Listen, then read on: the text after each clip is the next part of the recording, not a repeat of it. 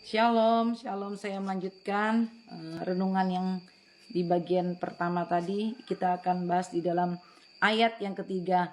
Bajuku telah kutanggalkan, apakah aku akan mengenangkannya lagi? Kakiku telah kubasuh, apakah aku akan mengotorkannya pula?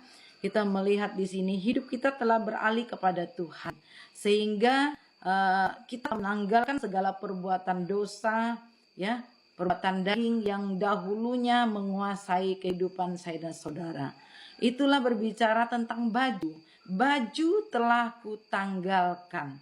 Jadi baju berbicara tentang perbuatan-perbuatan daging yang menguasai kita dahulunya. Ya, tetapi kita telah mengenanggalkan semua, kita telah melepaskannya, kita telah meninggalkannya untuk mengikut Tuhan.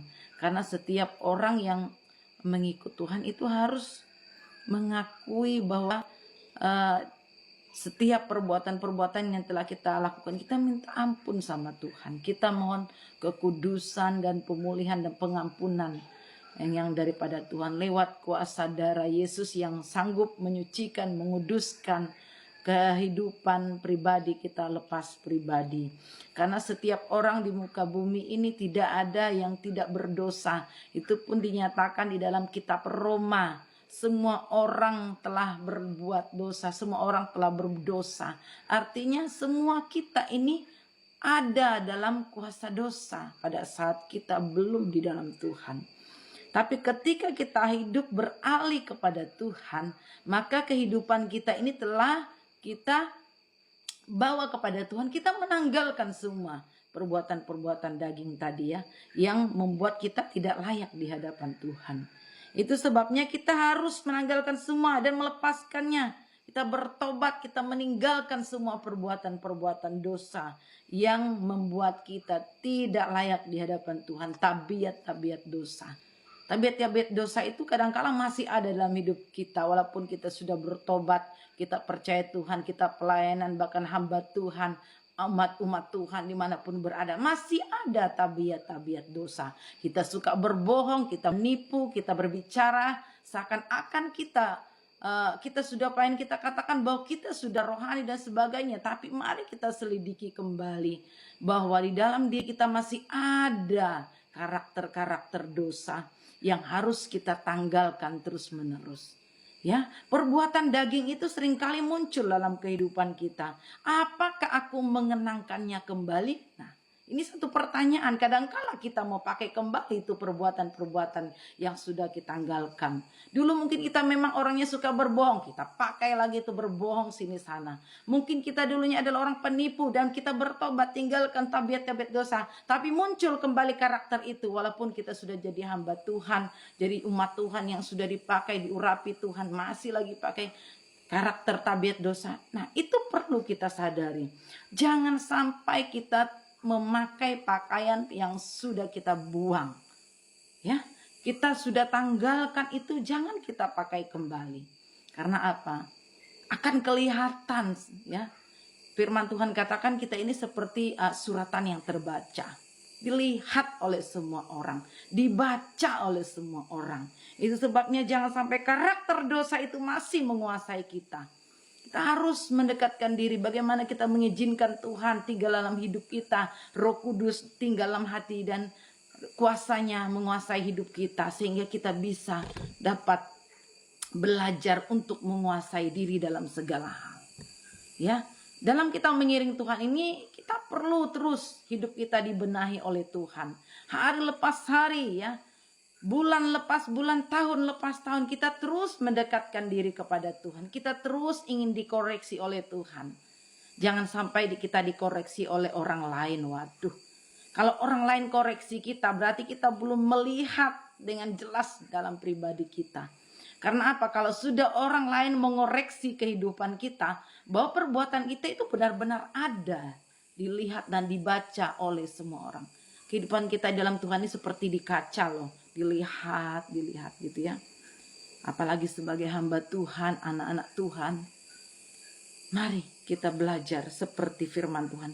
Jangan sampai kita mengenangkan pakaian yang sudah kita tanggalkan. Kehidupan-kehidupan lama masih kita mau pakai.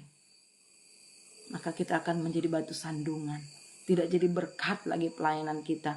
Tidak jadi berkat lagi hidup saya dan saudara. Mau kita ngomong apa lagi? Orang sudah menilai dan melihat kenyataannya.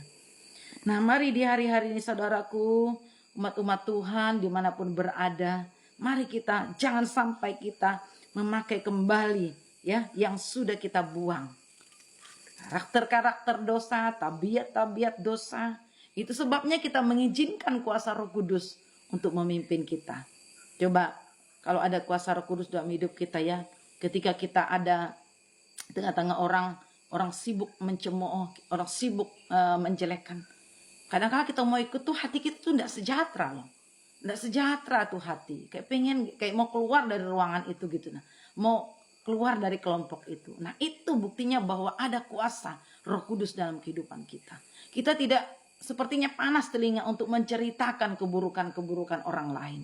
Apalagi emosi, mudah marah, ya. Apalagi ego kita tinggi, sombong, tidak mau menerima nasihat didikan dari orang lain. Itu buktinya daging kita masih ada tabiat-tabiat dosa. Kalau orang hidup dalam pimpinan Roh Kudus, dia akan terima masukan nasihat dari orang lain. Dia terima. Orang lain sukses pun dia senang, dia bersuka cita, dia tidak pernah iri hati, sakit hati kalau lihat orang sukses. Baik jemaat, hamba Tuhan, siapapun. Kalau hati kita ini benar-benar dikuasai Roh Kudus, kita tidak pernah merasa sakit hati melihat orang lain sukses. Malah kita bersyukur, malah kita berterima kasih dan kita mendoakan dia. Nah, itu salah satu, apalagi dipakai oleh Tuhan. Kita tidak akan pernah iri hati kepada orang yang dipakai oleh Tuhan, luar biasa. Malah kita senang, bahkan kita rindu seperti dia. Itulah yang diberikan oleh Roh Kudus dalam kehidupan setiap orang yang mengizinkan kuasa Roh Kudus tinggal dalam kehidupannya. Ingat, hidup kita adalah bait Allah. Izinkan Roh Kudus tinggal dalam hidupmu untuk membenahi hidup kita. Bagaimana cara kita berpikir, cara kita berpakaian, cara kita berjalan, cara kita melakukan sesuatu, ya, mengucapkan sesuatu. Apakah ini melemahkan orang lain? Apakah ini menyakiti? Kalau itu salah, pasti hati kita tidak sejahtera loh. Hati kita ini tidak tenang. Karena ketika sesuatu kita lakukan, mungkin kita berucap salah, berbohong atau melakukan sesuatu, hati kita tidak sejahtera. Karena apa? Roh Kudus sedang mengingatkan. Kamu sudah salah, kamu sudah salah, kamu sudah. Kadang-kala saya ingin membuat sesuatu kan, Roh Kudus bilang, jangan, kamu bukan lagi sama seperti mereka. Saya sadar. Saya ingin buat status ini di Facebook. Tapi Roh Kudus bilang, itu bukan bagianmu. Saya hapus. Bagian saya adalah melakukan kehendaknya, menyampaikan firman, bagi-bagi ayat. Ya, meskipun mungkin ada yang mau terima atau tidak, itu urusan mereka. Yang penting urusan saya sudah saya lakukan, tugas saya sudah saya lakukan. Ketika saya membuat sesuatu yang mungkin tidak sesuai dengan background saya, kadang-kadang saya diingatkan oleh Roh Kudus, itu bukan bagianmu, tidak jadi lagi.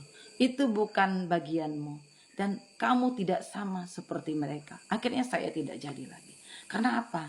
Itulah fungsinya Roh Kudus, kuasa Roh Kudus dalam hidup kita. Kita dilatih untuk taat, melakukan kehendaknya, untuk dengar-dengaran, sehingga kita tidak terbawa arus, emosi, amarah, geram sama orang, ya, iri hati, sakit hati sama orang. Mari saudaraku yang dikasihi oleh Tuhan, kita peka, kekasih jiwa kita itu sebenarnya seringkali mengetuk pintu hati kita, ingin masuk bersama dengan kita, menikmati bagaimana damainya, tenangnya hidup bersama dengan Roh Kudus. Meskipun ada banyak persoalan, masalah, tantangan, kita tenang saja. Walaupun orang di sekitar sana mungkin membenci kita, kita tidak dendam, kita tidak marah. Karena ada Roh Kudus dalam hidup kita, tenang saja. Biarkan orang membenci kita, tetapi jangan membenci. Jangan menyimpan sakit hati, karena hidup kita ini adalah bait Allah. Mari saudaraku dikasihi oleh Tuhan, biarlah kaki kita juga dibasuh dari kotoran, agar kita menjaga hidup kita dari hal-hal perbuatan-perbuatan yang tidak baik. Ya, mari kita bertobat, meninggalkan semuanya itu. Kita berbalik kepada Tuhan, membawa hidup kita ini menjadi satu persembahan yang hidup, yang kudus dan berkenan kepada Tuhan. Tuhan Yesus memberkati. Shalom.